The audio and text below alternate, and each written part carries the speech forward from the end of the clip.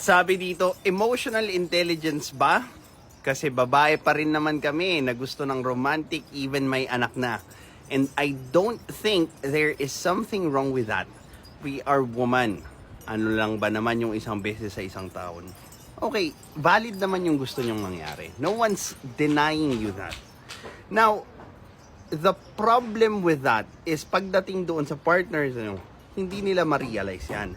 Now, if they have a problem being the person that you want, the ideal person that you want, you need to help them. 'Di ba? You need to help them na maintindihan nila kung paano yung gagawin pag gusto nyo ng mga ganong klaseng bagay. Now, pwede nyo sabihin na, nawawala kasi yung sarap sa pakiramdam kasi parang hindi na siya surprise eh. Parang, alam mo parang inutos ko na lang sa kanya. Well, that's the compromise. That's the compromise that you need to make.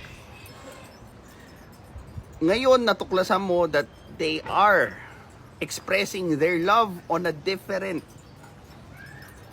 language and you are trying to teach them to learn a new language, then maybe at some point you can help them to adjust doon sa different language, or if not, be ready to just supplement kung ano yung kailangan mo.